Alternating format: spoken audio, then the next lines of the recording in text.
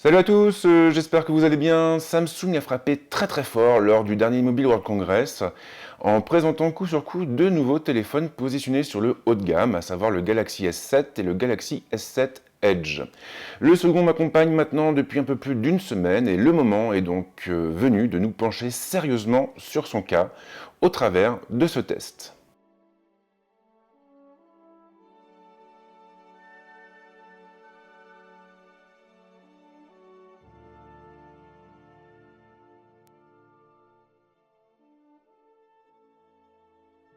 Mais avant d'aller plus loin, on va commencer par se pencher sur la fiche technique du téléphone. Le Galaxy S7 Edge est équipé d'un écran QHD de 5,5 pouces.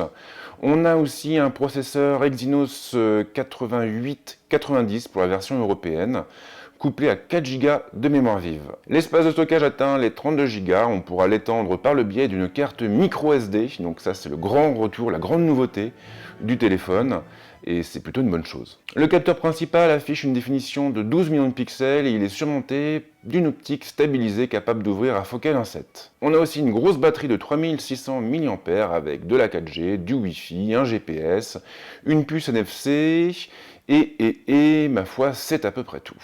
Côté prix, il faudra débourser 799 € pour mettre la main dessus. Maintenant que les présentations sont faites, on peut attaquer avec le design et l'ergonomie du téléphone. Le Galaxy S7 Edge est immense et il est bien plus imposant que son prédécesseur. Il se rapproche d'ailleurs beaucoup du S6 Edge Plus en termes d'encombrement, même si ce dernier est un petit peu plus grand. Il ressemble beaucoup au modèle précédent, mais ce n'est pas non plus une copie parfaite. Il se compose toujours de deux vitres en verre trempé maintenues par un châssis métallique, mais son dos est un peu plus bombé. L'appréhension n'en est que meilleure et on ne sent plus du tout ses arêtes une fois en main. Le bouton Home est aussi un peu plus rectangulaire, dans les faits ça ne change pas grand chose, et le lecteur d'empreintes est toujours aussi réactif. Les deux boutons du volume sont placés sur la tranche gauche vers le haut. Le bouton de mise sous tension se trouve de l'autre côté, à droite. Samsung a placé le connecteur sur la tranche inférieure, c'est du micro USB 2.0, il faudra donc attendre la prochaine génération pour le type C. La prise casque est juste à côté. Le téléphone ne comporte qu'une seule trappe placée sur la bordure supérieure. Elle accueille la carte SIM et la carte micro SD. Grâce à sa certification IP68, le téléphone pourra résister à la poussière mais également à l'eau. On enchaîne maintenant avec l'écran du téléphone.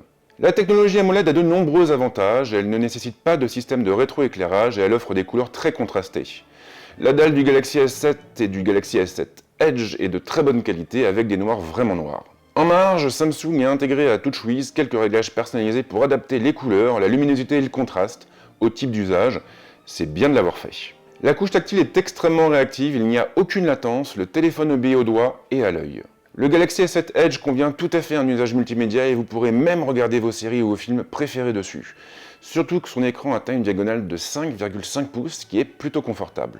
Le Galaxy S7 et le Galaxy S7 Edge se déclinent en deux versions distinctes. En Europe, nous avons le modèle sous Exynos 8890. Aux États-Unis et en Chine, on a le modèle sous Snapdragon 820.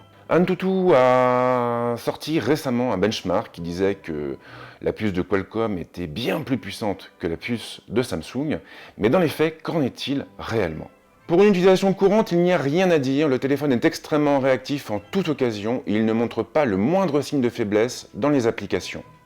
Il arrive parfois que des latences surviennent au niveau du multitâche, mais c'est assez rare. Pas grand chose à dire non plus pour les films et les séries, le Galaxy S7 Edge tourne aux petits oignons et il n'aura aucun mal à lire des vidéos en HD ou en Full HD. Je n'ai pas testé la 4K par contre, faute de contenu approprié. Alors je ne joue pas beaucoup, mais je n'ai eu aucun mal à faire tourner des jeux comme The Room 3 ou encore Alto, sur lesquels j'ai passé quand même un petit peu de temps ces derniers jours. Le téléphone est équipé d'une batterie de 3600 mAh, je m'attendais donc à un monstre d'autonomie, mais ce n'est pas le cas malheureusement. En moyenne, on va tenir environ une journée avec une utilisation soutenue, avec beaucoup de vidéos, beaucoup de jeux, et sans faire aucune concession. Après, en faisant attention, on peut facilement atteindre une journée et demie avec une seule charge, voire 2 jours en désactivant certains services et en s'appuyant sur l'économiseur d'énergie. Le Galaxy S7 Edge est équipé d'un capteur de 12 millions de pixels surmonté d'une optique stabilisée pouvant ouvrir à focale 1.7. Sur le papier, il a donc tout pour prendre de jolies photos. La mise au point est tout simplement bluffante. Alors il faut savoir que les pixels qui composent le capteur sont un peu plus gros que la moyenne et ils ont droit à 2 fois plus de photodiodes. Cette particularité s'appelle le dual pixel et il permet au téléphone de faire la mise au point en une fraction de seconde. Alors clairement, il n'y a aucun terminal qui ne lui arrive à la cheville de ce côté-là. Le téléphone est capable de produire des images de très bonne qualité, c'est indéniable, avec un beau piqué et une belle dynamique dans les hautes et dans les basses lumières. Après, le contraste est un peu trop marqué aussi, et il fait moins bien que le modèle précédent sur ce terrain-là. Ceci étant, cela ne l'empêche pas d'être à l'aise dans toutes les conditions lumineuses possibles, et notamment en basse luminosité. Il faut vraiment se retrouver dans le noir complet pour voir apparaître les premiers artefacts. Ce qui est valable pour la photo l'est aussi pour les vidéos, bien entendu. Le téléphone excelle donc dans ce domaine et son stabilisateur est vraiment très efficace. Maintenant, si vous voulez tourner des films ou des vidéos un peu plus pro, il vaudra mieux acheter des accessoires dédiés, voire même un trépied. La technologie Dual Pixel est aussi un régal à utiliser pour la mise au point. On peut facilement basculer d'un sujet à un autre en toute fluidité et en quelques instants. L'application photo va droit à l'essentiel, mais elle fait tout ce qu'on lui demande et elle offre même la possibilité de shooter en RAW en plus du JPEG. Les photographes professionnels devraient apprécier. Tous les modes habituels sont présents et cela vaut aussi pour le mode manuel qui donne la main sur pas mal de réglages différents. Là encore, les experts devraient pouvoir y trouver leur compte. Pour les formats, en photo, on aura le choix entre plusieurs possibilités, plusieurs options. On pourra shooter en 4 tiers ou en 16 neuvième. Même chose pour la vidéo, on pourra choisir entre la 4K, le QHD, le Full HD ou même la HD. D'ailleurs, le S7 Edge peut aussi tourner en Full HD à 60 images par seconde. Côté son, il s'en sort bien aussi, même si les haut-parleurs sont moins puissants que ceux du M9. Pas grand chose à dire au niveau de la prise casque, si ce n'est qu'elle a plus de patates que celle du Xperia Z5. Maintenant que nous avons passé en revue l'aspect technique du terminal, le moment est venu de nous pencher sur sa surcouche. La nouvelle version de TouchWiz ne réinvente pas la roue, mais elle apporte tout de même 2 ou 3 nouvelles choses, à commencer par des icônes plus colorées. Le centre de notification ressemble beaucoup à celui de l'ancienne version, avec un peu moins de couleurs cette fois. Les options et les fonctions ne changent pas en revanche. Même chose pour le drawer qui fait bien ce qu'on lui demande. Par contre, le téléphone est livré avec la dose d'application. Il faut d'ailleurs savoir que le système pèse 8 Go à lui tout seul.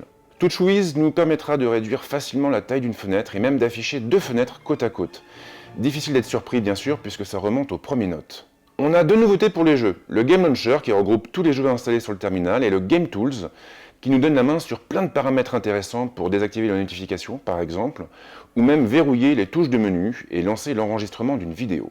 On a aussi le mode Always On qui permet d'afficher en continu des informations sur l'écran du téléphone, comme l'heure, la date, le niveau de la batterie ou même les notifications. C'est vraiment très pratique et ça consomme peu de batterie. Derrière, il y a aussi tout ce qu'on ne voit pas forcément, comme le nouveau système de gestion des autorisations des applications, ou même le Dose qui optimise la consommation énergétique de chaque application. Le Galaxy S7 Edge est vraiment une très bonne surprise. Il n'a absolument rien à envier au modèle précédent et il se positionne vraiment sur le haut du panier. Comme je le disais tout à l'heure, ce n'est pas non plus une copie du S6 Edge. Il est un peu plus épais et son dos bombé est plus agréable, plus confortable une fois tenu en main. Pas grand chose à dire pour l'écran ou le processeur, c'est vraiment un sans faute. L'autonomie m'a un petit peu plus déçu, c'est vrai. Maintenant, on aura toujours la possibilité de bidouiller un peu, de bricoler, de mettre les mains dans le cambouis pour tenir un peu plus longtemps que prévu. Pour la partie photo, il n'y a pas grand chose à dire en revanche. La mise au point, elle est fulgurante, c'est vraiment très impressionnant. On appuie sur un sujet et c'est quasiment instantané. Au niveau du piqué, c'est pas mal aussi, même si on est un petit peu en dessous de ce que proposait le Galaxy S6 et le Galaxy S6 Edge. Maintenant, ça se joue vraiment à peu de choses et je pense que le capteur devrait bien se placer chez DxOMark. Alors pour TouchWiz, eh bien là clairement, et comme vous le savez sans doute, la plateforme n'a pas que des fans, loin de là. En ce qui me concerne, je l'aime bien, je me suis habitué, et je trouve que les dernières versions sont vraiment sympas, elles sont beaucoup plus épurées, et beaucoup plus ergonomiques, et du coup beaucoup plus accessibles. On a pas mal de fonctions. Maintenant pour les applications, je vous avoue que je les ai pas trop utilisées parce que j'ai pas eu beaucoup de temps. Le téléphone, je l'ai gardé pendant 1 semaine et demie, donc j'ai pas eu l'occasion, malheureusement, de rentrer dans les détails. Quoi qu'il en soit, le Galaxy S7 Edge a plein d'atouts dans sa manche et quelque chose me dit qu'il devrait bien marcher. Je vais m'arrêter là pour l'instant, j'espère que ce test vous a plu et si vous avez des questions, comme d'habitude, les commentaires sont là pour ça. A plus!